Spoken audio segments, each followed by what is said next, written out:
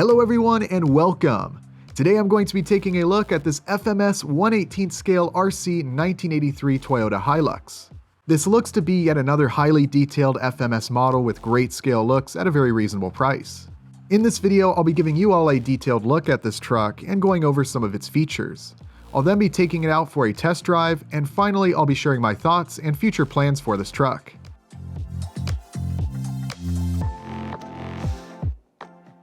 So let's start by unboxing this truck. As has become expected, a nice manual is included with basic information and some exploded diagrams. The truck is also nicely packaged with a reusable styrofoam case. Opening it up reveals the truck, transmitter, and a couple bags. The running boards are in one bag and the charger and wheel wrench are in the other. The truck comes fully ready to run, though the rear tailgate and running boards need to be attached if you'd like to have those items on the truck. The tailgate can simply be snapped into place, while the running boards are held on with screws. Both of these items were very easy to install.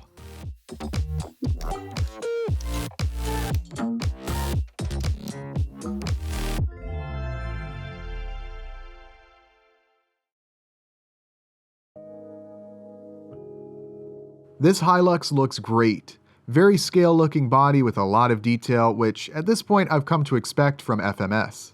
This is a hard-body truck like the other models from FMS and RocHobby that I've reviewed prior, meaning that the body is made from rigid injection-molded plastic rather than flexible polycarbonate or Lexan. And the body really does look spot on. Again, great detail all around. You could definitely take this truck even further if you wanted to with some custom paint, but right out of the box, it's pretty good looking. Sure, you can nitpick a few things. For example, the roof on my truck is a little bent. Not sure how noticeable it is on camera, but you can kind of make it out here. Again, not sure how easy this will be to see, but the plastic body, particularly the bed, is also a tad bit translucent, which I think you'll see when I'm driving out in the sunlight. Also, the stripes down the side, the design and the idea of them is fantastic, at least in my opinion. I really like the look of them. It looks 80s, the colors work, and it kind of breaks up what would otherwise be a very plain looking side of the truck. I love the idea, but as sort of a consequence of this big decal, it sort of takes away a bit from the detail of the body. It just sort of covers up the body lines and the bottom half of the fuel filler door, as you can see here. It's also lifted in a few spots. So again, I really like the idea and the look of them from far away, but if you wanted to really maximize the detail of the body, you'd probably be better off just removing them. If you were feeling super ambitious after that, you could go ahead and get out the masking tape and the airbrush and basically reproduce these lines, but without detracting from the detail of the body. Personally, I think to count these minor nitpicks against the truck would be unfair because of the price, which is around $160 US. The reason I bring that stuff up though is because of the models that I've reviewed so far from FMS, I think this one would most benefit from some custom paintwork and a few additional details. It's very impressive right out of the box, don't get me wrong, but of the three in my collection, this Hilux is the truck that I personally want to go ahead and take apart and modify with some custom paint, and I'm sure plenty of 3D printed goodies along the way. But really, I think that's one of the things that makes these trucks so cool. For the new hobbyists or casual hobbyists, you get a great looking rig right out of the box. And for those of us who like to build and modify things, well, there's tons of potential here, and again, all for a very reasonable price. So for those who want to see a size comparison with other 1/18 scale models from FMS that I showcased before, here you go. Now in the world of RC, they're all considered 1/18 scale. However, they are certainly not scaled to each other.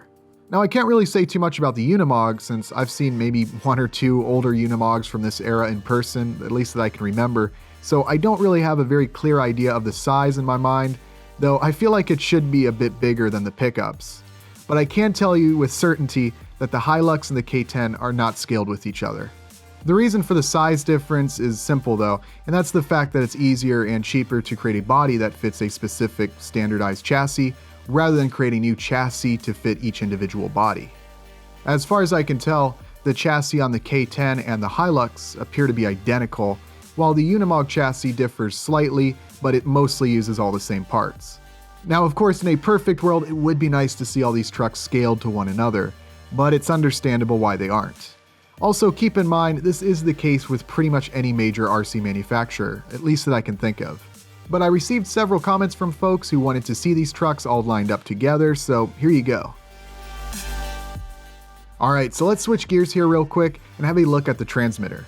Now this is going to be deja vu for all of you who've seen my prior videos reviewing these FMS models, but if you haven't, here's a look at it.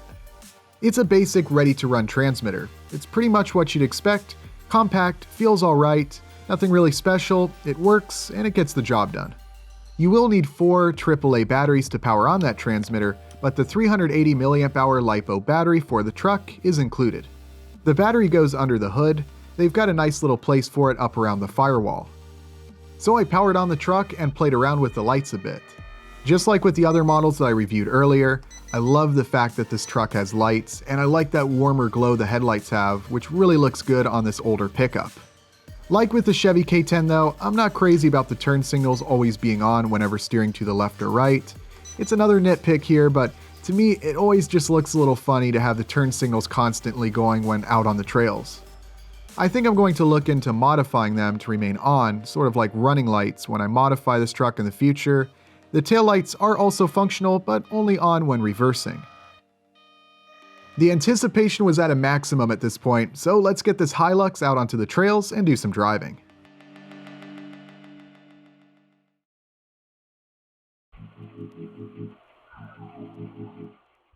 Of course, good looks is one thing, but it doesn't mean much if the truck doesn't perform out on the trails. Fortunately, this Hilux proved to be a nice little trail truck. Obviously, this long bed, hard body, kinda relatively low ride height Hilux isn't super capable when it comes to climbing over rocks or other challenging obstacles, but with some careful driving, I did surprise myself a few times with its capabilities. Like I think I said in those past videos, I don't think anyone is going to be buying these strictly for their off-road abilities. It's more about the all-around accuracy and realism of the model. All in all, it works great though. It crawls real slow, and the performance is pretty much identical to that of the K10 I drove a while back. One of the things I really ended up enjoying about this truck was the challenge. I've driven 110 scale rigs in this area before, and a lot of stuff is just a breeze, no challenge at all, but with this smaller truck, there's way more obstacles and challenges along the way, so that makes it a little bit more fun to drive. All in all though, it was a lot of fun, and that's really what it's all about. As long as you understand that this rig is more of a trail truck than a rock crawler, I don't think you'll be disappointed.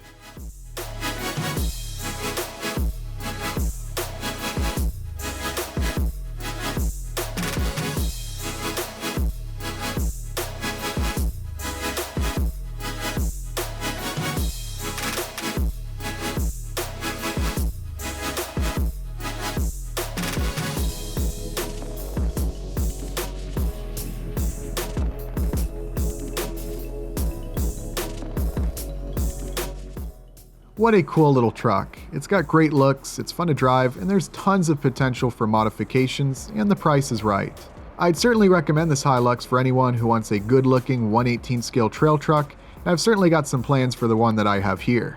In fact, I'm working on a number of accessories both for the K10 and this Hilux. I'll be showcasing the design process and 3D printing them in an upcoming video. That should definitely be a lot of fun. I also want to paint this body and hopefully add a bit more detail to it. It'll be interesting to see what it takes to disassemble the body. Of course, I'll be sharing that process when the time comes. A really big thanks to everyone who posted their ideas and suggestions for some custom 3D printable items that you'd like to see made for these FMS trucks. I asked that question over on my social media pages and community tab I think like a week or two ago, and you all came in with some great ideas.